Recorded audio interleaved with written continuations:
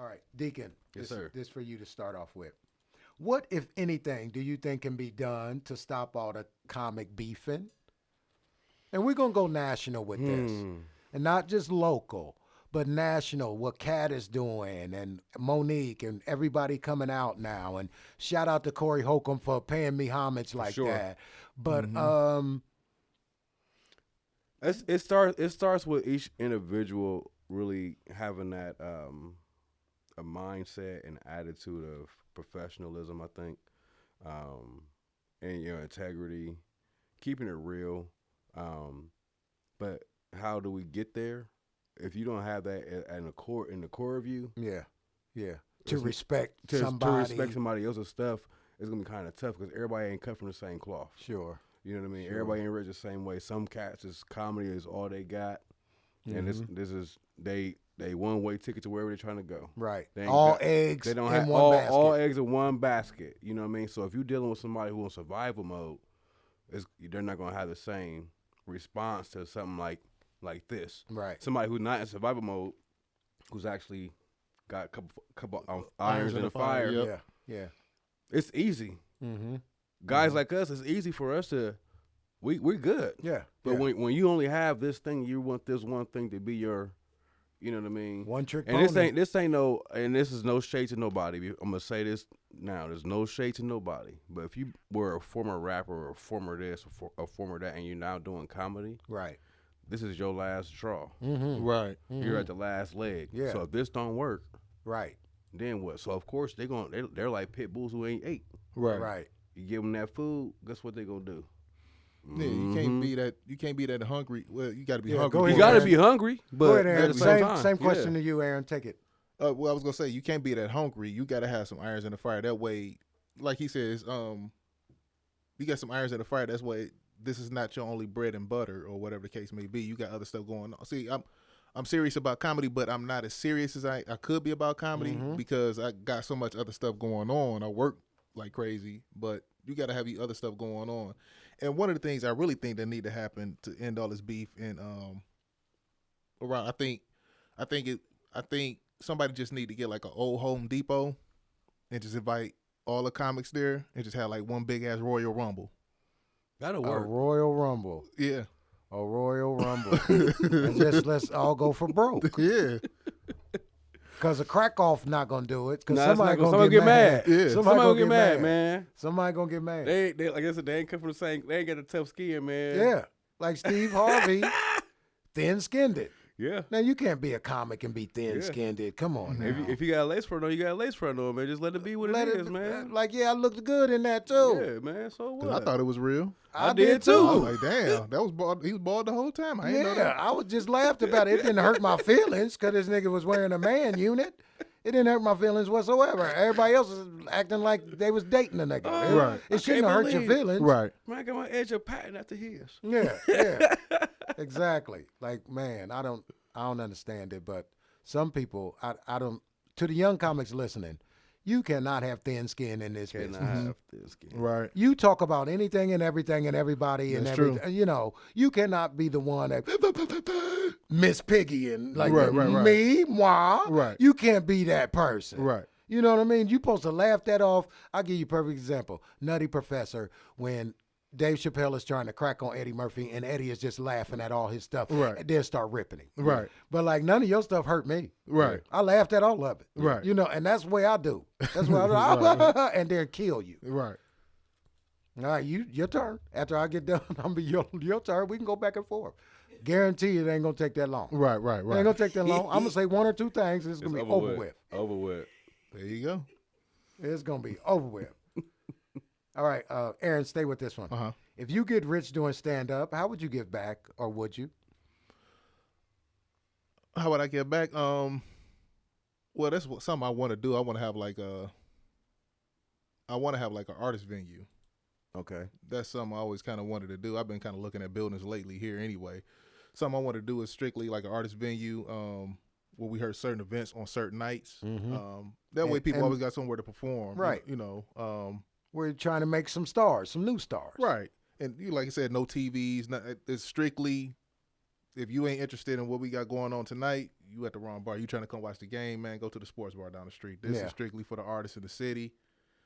I'm trying to do. That's kind of what I would like to do. That'd be my way of giving back. Okay, Deacon, same question. If you made it big, If I made it big, what'd be your way you give back, or would you? I ain't giving nothing back. Keeping it all to myself. It's all mine. Actually, I'm gonna raise another offering. Right. Yeah. Don't ride by my house or nothing. No, I mean I don't know, man. I never thought about that. To be honest, I never thought about what I'll actually do to give back. I'm gonna have to come back to you on that. I'll answer that at a later date. I'm gonna have an answer one day. Okay, for Just sure. not today. For sure. I think I would. If I was still doing stand up, I think I would just do what Cat is doing and take people. But I would take different people. That'd be cool. Yep. Out on the road. Yeah, that would be cool too. Yeah. You know, I would take different people. I ain't thinking about that. And definitely, you got to be funny. Yeah. But I would take the funniest people, Mm-hmm. and I would just go from like state to state and putting on big shows. Yeah. And the funniest people in that state, the funniest 3 comics, because the show gonna be 4 comics. Right. You know what I mean? And I'll probably host. Mm-hmm. I'm not gonna headline. I'm already made. I'm Eddie Murphy now. Right. I don't have to headline. Right. No, I'm hosting. Mm-hmm. I'm coming out boom, boom, boom. Mm-hmm. And that's what Cat should be doing now. Mm. You don't have to headline no more, Cat. You know, you got Tony Roberts headline. You know what I'm saying? You got Monique headline. Well, no, Monique ain't headline over Tony, but you know what I mean? You could be the host. Tell the truth. People know. No, she can't follow Tony Roberts. Man. Now, come on, I can't name 5 people that can follow him. You know what I mean? I mean, he's amazing. Yep. Tony's my dude. I've been knowing him for as long as I've been doing stand-up. Wow. And I've never seen him do bad. I've seen a joke not go over that he's done, and what? Y'all ain't like that? He's so crazy. I mean, Tony's energy. I mean, a lot of people don't have energy like that. Right. I mean, I do. That's why we get along so well. He be like, your energy, man. I used to box. So that's why, I'm so hyper like that. Right. You know what I mean? But this guy, that's what I would do. I would go state to state and just put young comics on. That's dope. That's what I would do. That would be dope. Okay, Deacon, stay with this. Would you fly jet plane or any other econo flight for a show? Of course. Okay. Why not? Yeah, why not? What about you, Aaron? Hell yeah. I fly anywhere. And That's an upgrade. I ain't driving there. It's an upgrade. It's an You're upgrade. flying. I'm flying. Yeah. Why not? Oh, I ain't JetBlue like or anything. No, I don't think I'll do Spirit. No. But I still ain't flew Spirit. I haven't either. As a regular person. They lose your luggage on purpose. Yeah. I definitely ain't gonna fly as a comedian. They tell you They leave it at the airport. we're gonna lose your luggage. They tell you. Oh, that was yours? You know your luggage gonna get lost, don't you? They don't even load it on the plane. They just leave it. That's funny. They don't even load it on the plane.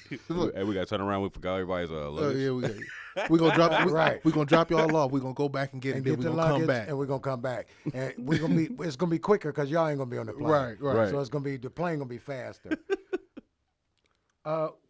Guys, what are you currently doing to move your career forward, Aaron? Right now I'm getting myself back out here a lot more. I'm coming out of that extra introverted shell a little bit. Networking as much as I can. Right. I want to start getting out of Columbus and doing more stuff. No doubt. Get seen more. Yeah. So my cousin, she's getting married in April in Atlanta, so I think I'm gonna go down for the week and just hit a bunch of rooms up. Right. Call me and I'll give you D'Amico's number. So Okay. You can call him. He'll put you on. I'll tell him put you on. Okay. And Zoo, he'll put you on with Zoo. I'll tell him put you on with Zoo. Zoo Man's there. And if Doodoo Brown is, I think he has a room still there, but he has one in South Carolina, I know. And then another, but yeah, just let me know. Yeah. Okay. Just let me know. And yeah. I'll hop in on that question, I guess, now. Yeah, it's your turn. Should I say it to you? Bam! Yeah, I was waiting. Go ahead, Nick. I was waiting to say, go ahead, Nick. Yeah. I was waiting for you to jump in. What's the question again? What are you currently doing to move your career forward? Oh, man. In order to go forward, I go back and take a couple steps back and go back and redo some things. So what I've done the last year, I took a little break and wasn't involved in too many events or shows, and that allowed me to regroup and refocus. And now I have a different attitude and approach about comedy. Mm-hmm. I know it's not just gonna come to me. I gotta go out there and get it. Yeah. That's right. And so that's my new approach. Even being here tonight is a step in the forward progression. there you direction. go. Of course. Just like you said, getting out there more. You got to get out of this state more. Being reachable, and just being available too. Right. A lot of times I think it's availability, and you just gotta be intentional about what you want to do with your time. Right. And so that's where I'm at now with my comedy, and just being more intentional, going after what I want, and not taking everything that's offered to me. Right. There you go. It just go everything I said already. Yeah. That's what's I think happening. you have to get out more. You got to get out of the city and the state more. Right. Definitely. Because you'll find that you'll get more love Definitely. from people who don't know who you are. Right. Than you were. Jesus said it best. A prophet is not welcome in his own home. Mm-hmm. You know, they run around like they knew Jesus. I know Right. him. I grew up over there. No, you don't know him. Right. No, you don't. But Jesus said a prophet is not welcome in his own home. Right. So you got to go somewhere. They treat me so much better out of. I remember I did the Funny Bone in Virginia Beach, Virginia, one time. Now, mind you, I've done the Funny Bone here 1,000 times, but they wouldn't. I asked Dave Stroop for a T-shirt one time, and he said, "Steve, you got to buy one." Don't you know all the other Funny Bones that I ever been to just gave me one? Damn. You want a shirt? Yeah, let me get a shirt. Right. But in your own city, I'm a headliner. I'm headlining. Why I can't get a free shirt? You think a lot of that is from familiarity? Sure it is. Okay. Sure it is, because you're from here. Right. If you was from, I guarantee you, if I was from New York or somewhere, he'd gave it to me for free. Right. So he wouldn't look, he would want to still, excuse me, look in a certain, that they see him in a certain light. Right. Right. He don't care the way I see him. I'm local. Right. I'm a local guy. That's what he thinks. Right. You know what I mean? So, the other people were just like, they're in awe. And the people that you've grown up around and have seen you 1,000 times, they're going to be less in awe of you. Mm-hmm. Out-of-towners, you're from out of town. They're going to show you mad love. Right. They're going to be in awe of you. They're going to respect what you're doing to the fullest. You know what I mean? And it's just better that way just get your name out, just out of here. Mm-hmm. Get your name ringing in some other cities and some other states. For sure. That's kind of what I want to do. That's where it's at. That is key. What, guys, this is a good one. When are you most inspired to write?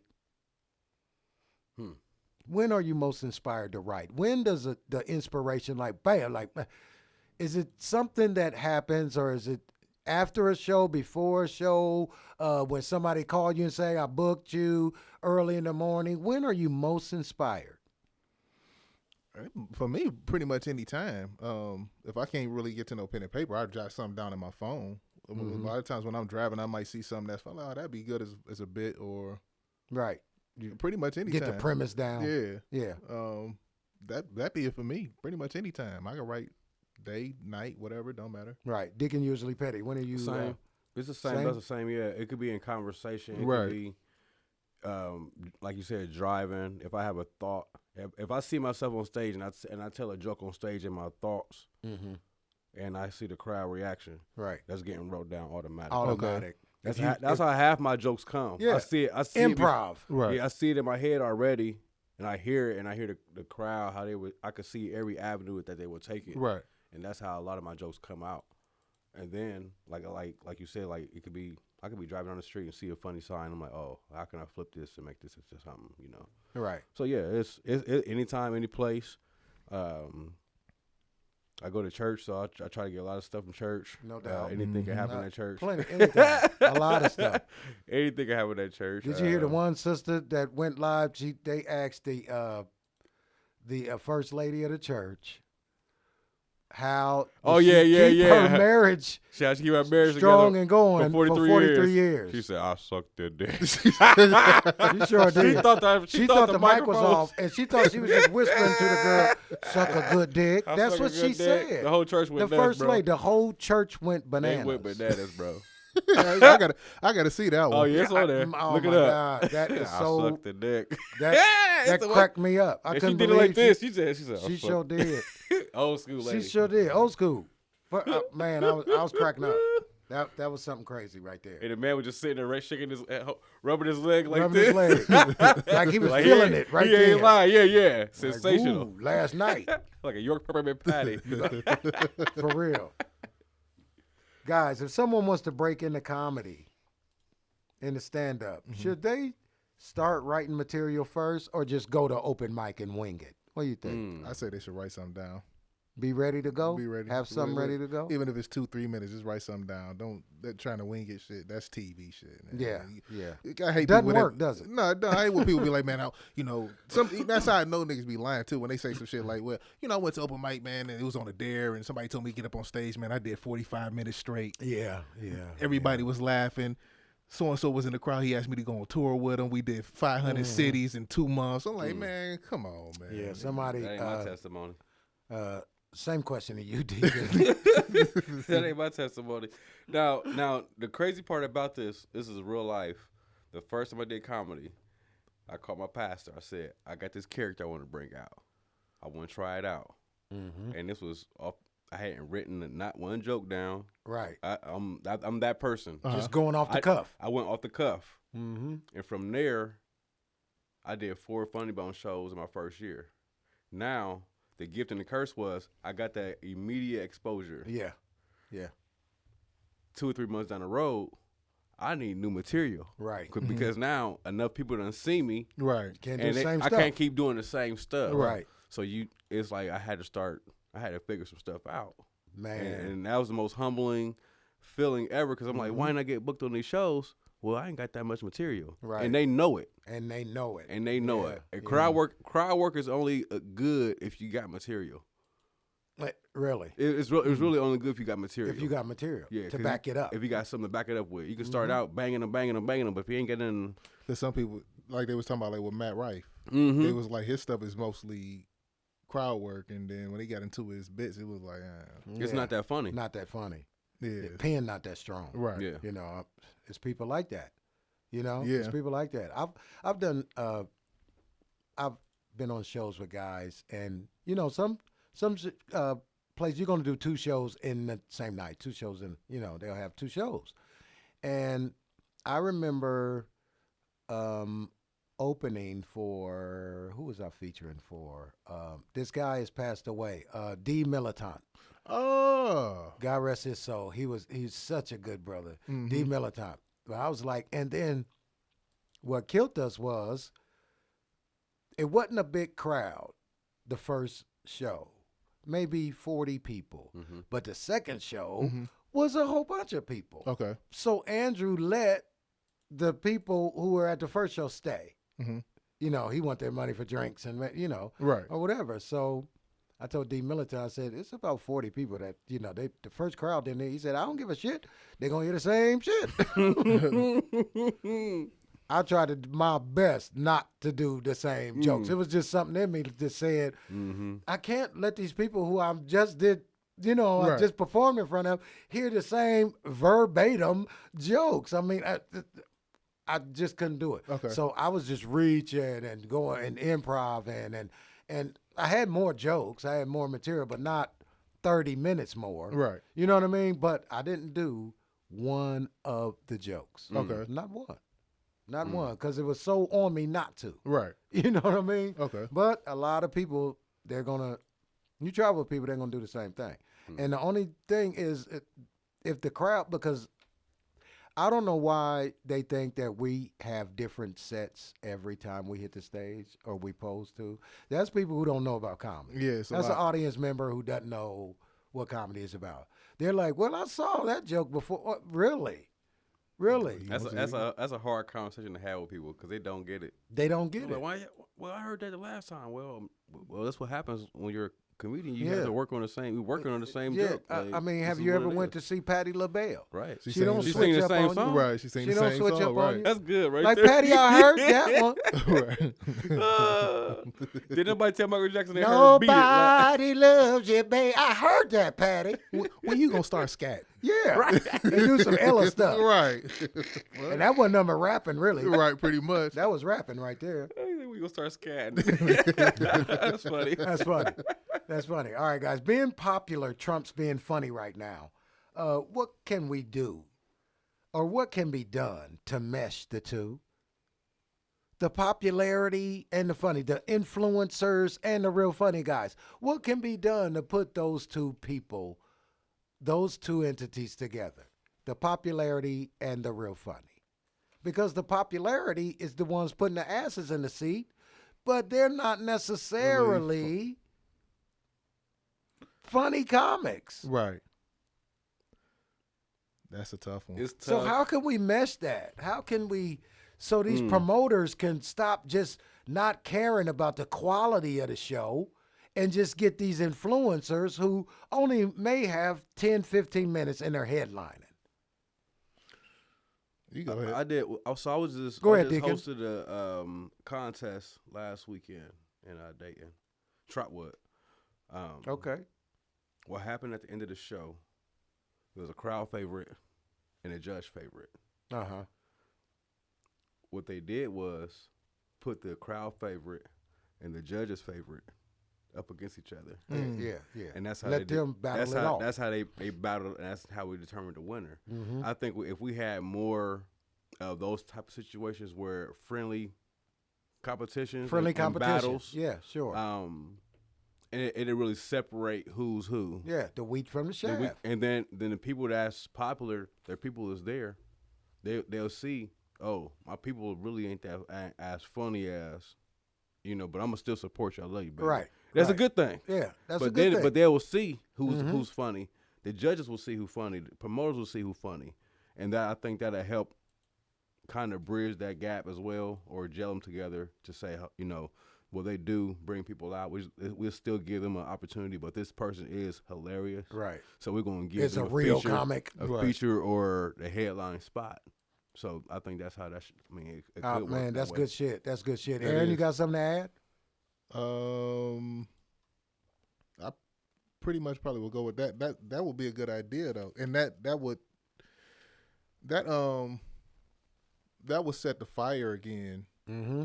Because if you do something like that, if you really want to do comedy and you got to do a battle like that, Oh, yeah.